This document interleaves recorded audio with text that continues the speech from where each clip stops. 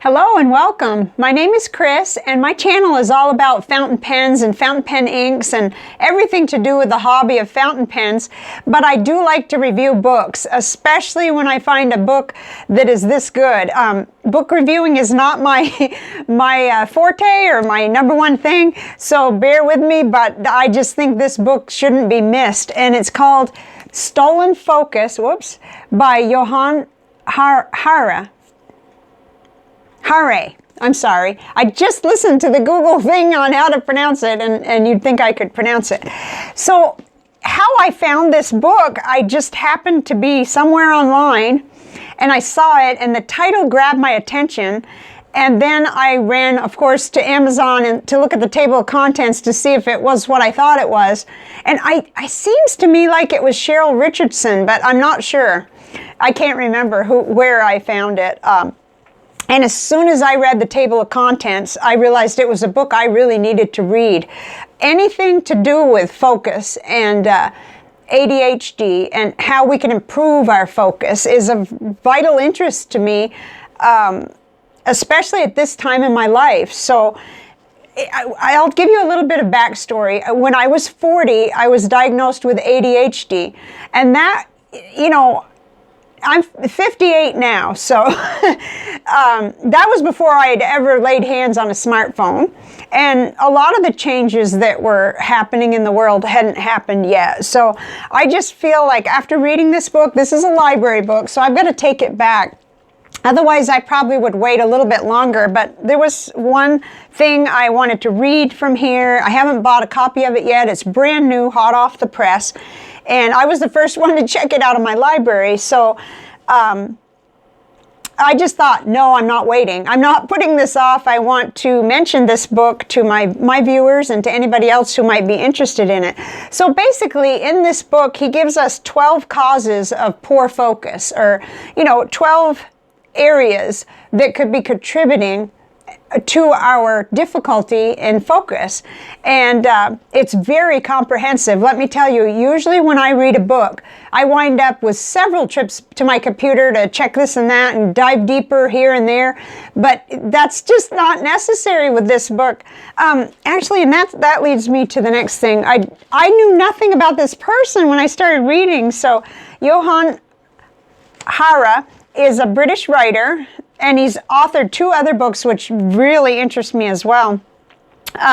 One other book is Chasing the Scream, the first and last days on the war on drugs. And that was actually adapted to a movie, The United States versus Billie Holiday, and a little documentary series, hello, Coco, what a good boy, called The Fix, which I watched, and that was narrated by Samuel Jackson, and I watched that last night free on Roku TV. Anyway, because I'd finished this book, because I hadn't allowed myself any real side trips, I needed to finish it. Someone else has already put it on hold. His other book, Lost Connections, Uncovering the Real Causes of Depression, that's next on my list to obtain. I really want to read that book too. So I didn't know anything about him, but I instantly, even online at Amazon when I was reading the sample that they provide you, it was so readable, so quick and easy to read. I mean, just really easy to hold my attention, which is not always easy. Then I thought to jump in and see whether the library had it. And I think the reason was because at the time, the day I was on Amazon, it was sold out. So I could have gotten it, the hardcover edition was sold out, just briefly. I could have gotten it on my Kindle, but I don't do as well with a Kindle, especially for a first read. I can do a Kindle book to have around to refer to later a little bit easier, or if I'm going to travel. So I knew this was going to be quite a ramble, but this book just came at the right time and is just so deep, so comprehensive. And being a journalist, I think that's one of the reasons. He's interviewed all these different people. You're getting like 12 books in one. I'm serious. Like, I've read so many books, so I know that sometimes I'll walk away thinking, well, okay, that's a one little tiny piece of the puzzle. I want more. But this book and the notes I took, which for all the fountain pen friends here, I took my notes in a CVS caliber notebook, of course, and several notes, and I copied down the table of contents because I'm not sure when I'm going to own the book, especially now that I want to get lost connections right away. So, I copied that down, and I've got tons and tons of notes. But it goes way beyond our cell phones and how they distract us. And, you know, it's not one-dimensional. It's very, very comprehensive. Like I said, there's 12 areas. And I'm just going to talk about one first, and then who knows what I'll do next. But chapter 6 and 7 are titled The Rise of Technology That Can Track and Manipulate You, Part 1 and Part 2. And I want to tell you a little story about my husband and I. We were watching the news, just finishing the news the other night, just a couple nights ago. And he got up and he said, I'm going to go make the bed. And that's his signal to me that the remote control is mine. I can do whatever. And usually I just turn it off. But the remote was across the room in front of the television. And all of a sudden, that our TV, which is kind of new to us, we had to replace one that broke. And it's a Google Smart TV. And it just flipped off of TV and went right into the launch pad where I would go if I wanted to watch Netflix or Roku TV or Prime or anything like that. And up at the top of the screen, the search said, going to make the bed, and there was all these videos running across. And I screamed, Mendel, come back! And he, Mendel, come back! You have to see this. And so he comes running back in the room. He said, what's the matter? And I said, this TV is like, what the heck? And I said, I didn't do anything. It just switched like off of TV and into where you would look for a video on making the bed, I guess. And oh my gosh, I just was like, okay, that's spooky. I mean, there's enough spooky going on when you pick up your cell phone and you see what the ads are and what the little suggestions are. But if you know you've done searches for, like if you're trying to buy a couch and you've done searches, it kind of makes sense. But to just take over the television like that, so there's some settings I need to get familiar with. Coco, he's so serious, like, oh, yes, Mommy, I remember that night. Oh my goodness. So, I'm not sure exactly how to proceed here, except to say, if you're a parent, there's a lot in this book that covers, how our children are being affected by these changes. And of course, I was born in 1963, so we didn't grow up with computers or cell phones or smart TVs or anything like that. And we played outside and we went to the library and we were, we read books. But for anybody who's a parent, I think this would be a really vital book to read. It helps us to understand what it could be doing to our children. But it's here to stay. The technology is here to stay, and there's so much good that we can use it for. Like when Coco was missing, I instantly had this, oh no, I'm not on Facebook, and I need to get on the Facebook lost pet thing and find my cat, right? And so, after watching the documentary, The Social Dilemma, I was bugged by that for quite a while, and I finally let myself do what I had been wanting to do, which was I wanted to get off Facebook. I didn't like it. I didn't like how things were going, and I didn't have enough justification, but I thought it just won't leave me alone. I just want off. So I deleted myself. After about 2 years of going back and forth about it, I finally did get off Facebook. But we don't want to throw the baby out with the bathwater, so there is a lot to think about. And that's one thing I love about this book, is that he will present both sides of every argument. Everything that he covers, he tells you what the argument that would say that's not true, or you have to think about it further and in this direction. So I love that, because it's old school journalism as far as I'm concerned. We couldn't just say stuff. We had to say where we found the information, what studies were, that it came from, and quote the people that we got the information from. I mean, it wasn't just put anything out there and expect people to believe it. But see, that's one of the problems that's going on now, is that it's so hard for us to sort out real information and news from just untruths. And what really is the truth is not that simple. It's not black and white, one side or the other. There are nuances, and that's what I love about this writer. I will literally read anything he writes, because I know I could trust that he's going to cover both sides, and I can think for myself. I can look into it deeper. He may not agree with a certain author and book, and he's mentioned that in several different chapters, like, this is my take, but this is what this person says about the matter.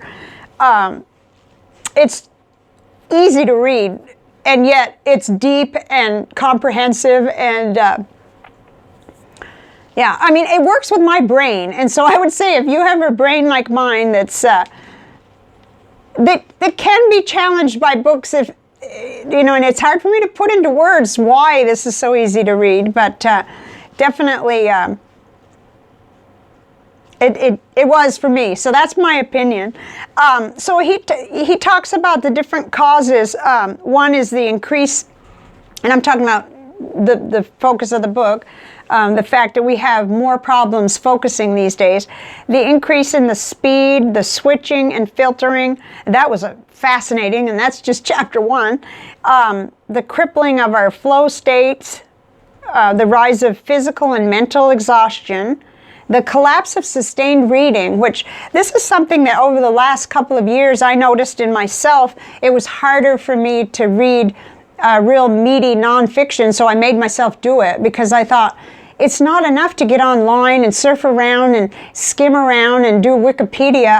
I want to continue my tradition of really deeply researching things.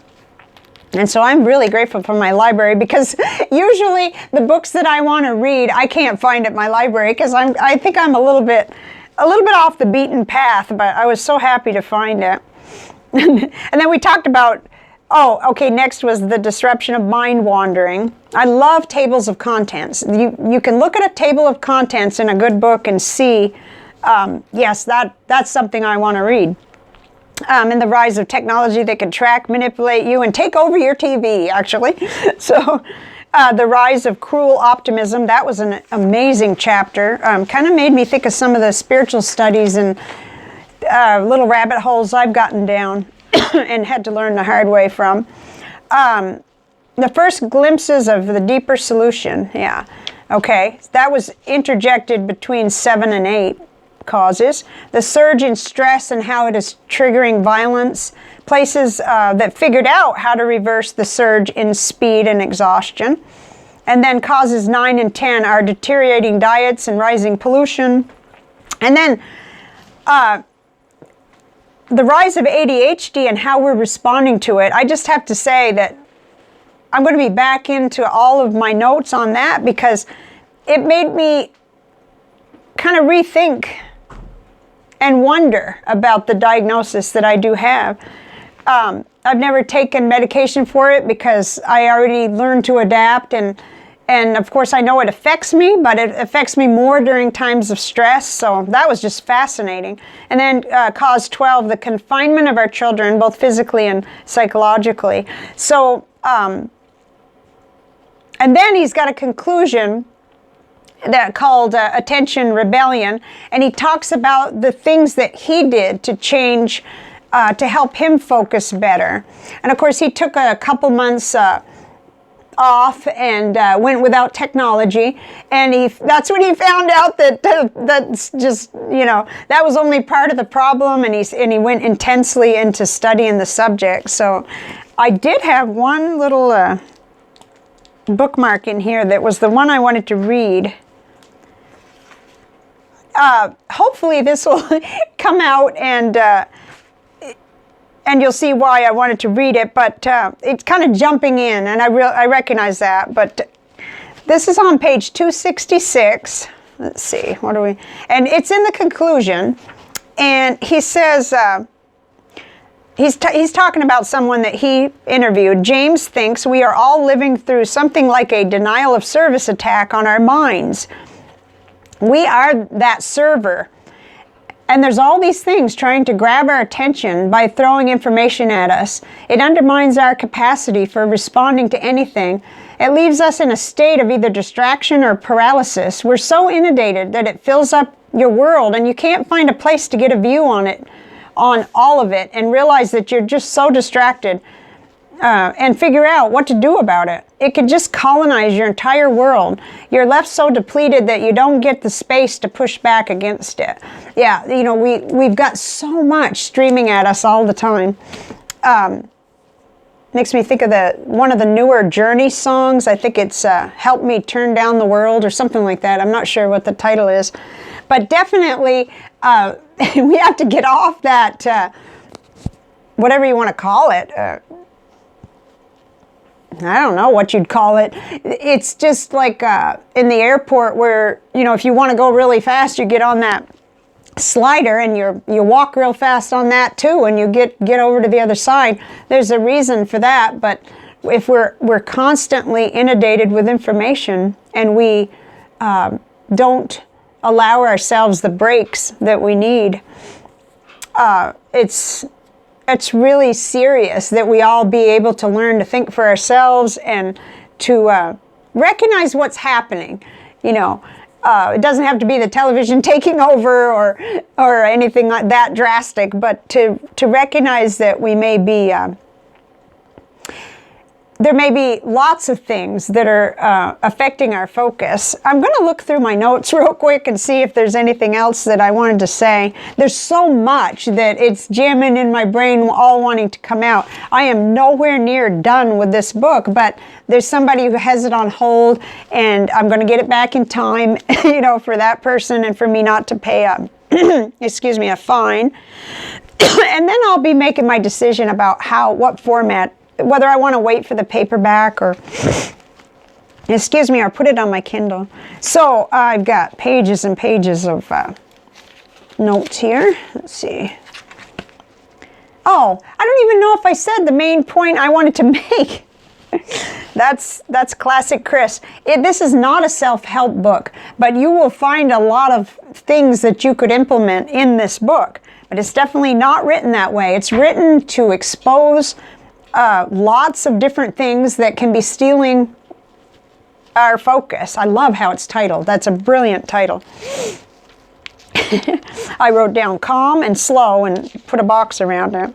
Yeah, it's like the opposite of me, but yeah, and you know, what has been coming up a lot in other books and suggestions, you know, digital detoxing and getting rid of your social media. And, you know, I've done that just in that one aspect of Facebook. It may or may not have been the right thing because it's very early on in the process here.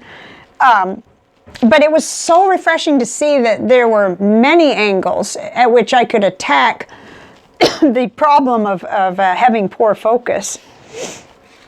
I think because I look back on my life and I remember enough about my schooling to know how much I struggled, that I do believe that it was something that was there when I was in school and young. And I know my first grade teacher did tie me to my chair and, you know, but again, I was bored and I was placed in the lowest groups for reading, and at home I was reading Nancy Drew books. Well before the actual age group that those were rated at. You know, I would keep asking my mother, what's this word? What's this word? But I still remember the chair I would sit in to read those books. And then at school, for some reason, it seemed like it was profiling in terms of, you know, brainy kids versus kids that needed remedial help, because how they decided, I don't know. But when a really awesome fourth grade teacher came in, her name was Miss Pazel. She tested us all, worked with us, talked with us, learned what we were doing at home and what we liked and Like, and I went from the lowest group to the highest group, where my peers, my friends, the ones that we were reading, books at home were. And I don't know what would have become of me if I hadn't had that good teacher. So, this subject of ADHD and poor focus is a really important thing to me. The only reason I got assessed for it to begin with, ever in my life, was because a counselor refused to work with me any further if I didn't get evaluated and treated for ADHD. And I dropped her after I got the diagnosis because I wasn't willing to take the drugs. And I just went on from there. And then many years later, I found a new counselor who definitely is on the opposite side of that, and works with me right where I'm at. And in fact, maybe is a little bit, possibly he recognizes better than I do that label has probably hurt more than helped. So, okay. Create more than you consume. That struck me because here I was just really, I hadn't made a video in a long time, and I was trying to read this whole book to get it back to the library to make sure the next person gets to read it. And there's no way that in this book review I can do the book justice, but I will say that if you trust me in terms of the fact that sometimes reading nonfiction like this can be challenging, and his writing style is just compelling and easy to read, and yet not in any way dumbed down. That's not at all what I'm saying. All the way through it, I just kept thinking, I could tell he's a journalist, because we're not trained to write fancy. We're trained to write specific.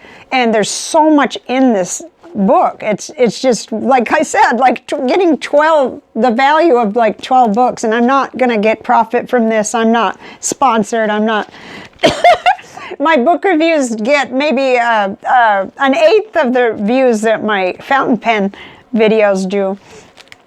And I probably should have done some cards on what I was going to say, but I think if you have an interest in ADHD, if you have an interest in improving your focus, if you're concerned at all about technology and education of children and the changes in recess and the changes in their focus, this would be a good book for you. And toward the end, he does make a lot of recommendations. Let's see if I can line up with my notes on that.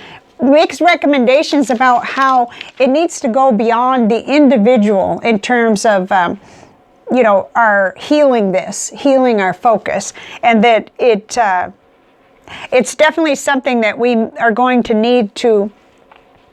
Someone, I say we, but someone is going to need to lobby the government and fight for some changes, because when we start getting into, and it does get political, where elections are affected, and all kinds of things start to happen that are just based on untruths. It's really, really hard, and especially since I believe in free speech and being able to speak out. But if people are getting their news from social media, that's a scary thing to me, very scary. And I think we should all probably take that seriously. So he makes a lot of suggestions. Let's see. Okay, there are the things that he did. Oh, gosh. Yeah, I was afraid of that. I don't have it lined up to where I can really find it easily.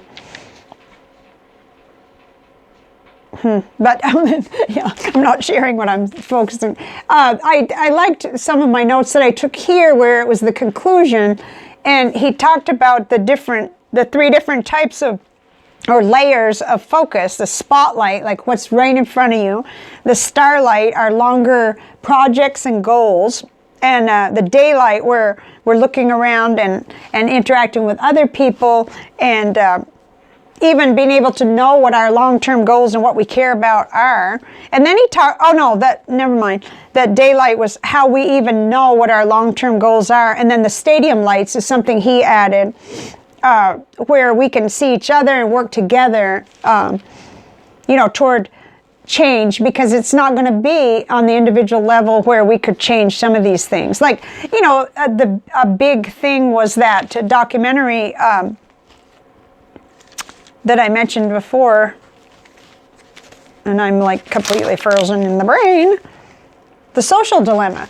Until I watched that, I knew there was some fishy things going on, but I didn't understand that everybody's feeds were tailored to them. I didn't understand that, over on Facebook. On YouTube,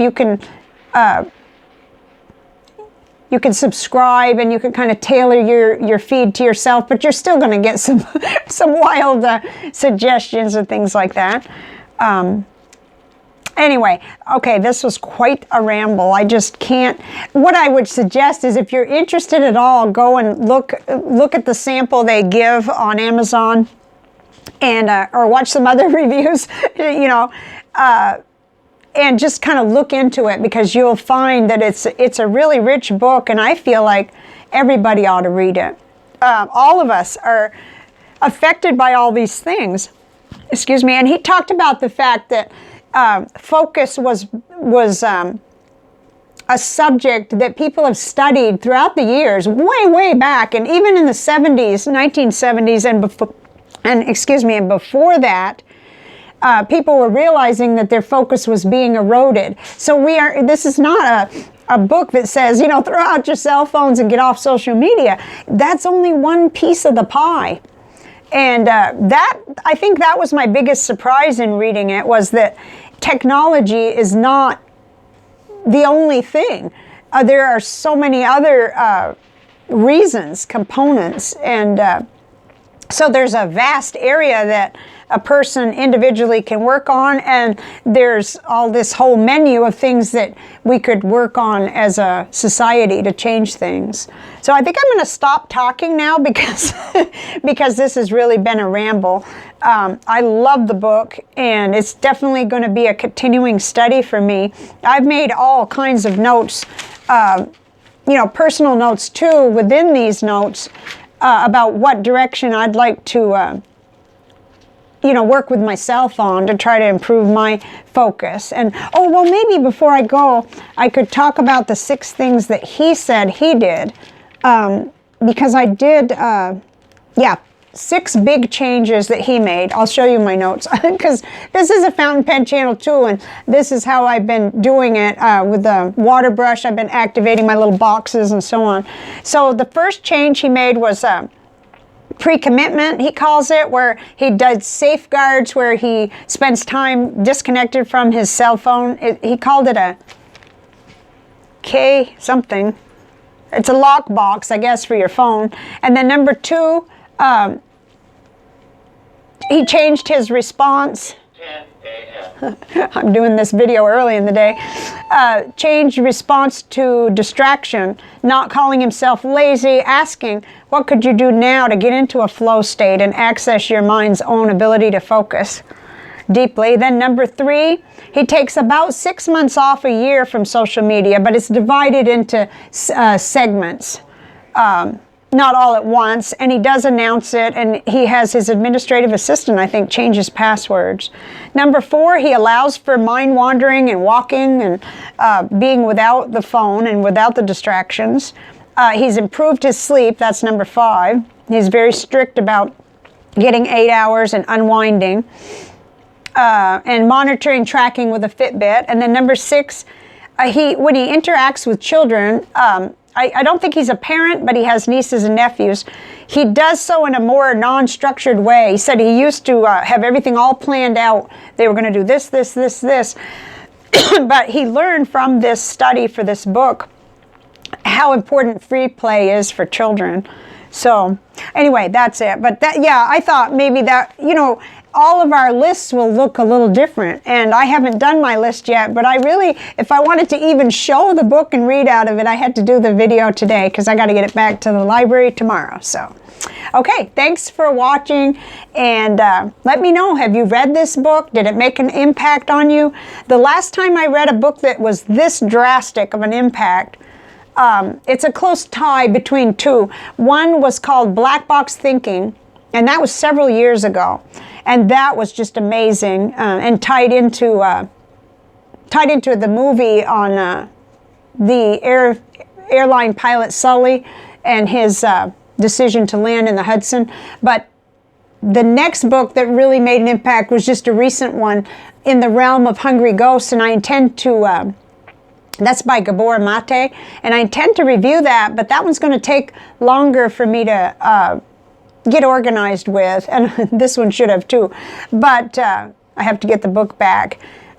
You know, when a book makes this much impact and I realize I'm going to be continuing to think about it and work with it long after, I just want to pass the word to as many people as I can, and so that's what I did here. So have a great day, and times are really, really tough for a lot of people, and my number one response is trying to be the best person I can be and be ready to help in any way that I can. And I think that those are important things. We can feel so helpless, but we're not, because we can be strong in spirit and make ourselves better and make society better in any way that we can. So I'll see you on the next video, which I'm already thinking about green inks for March. So see you next time. Bye for now.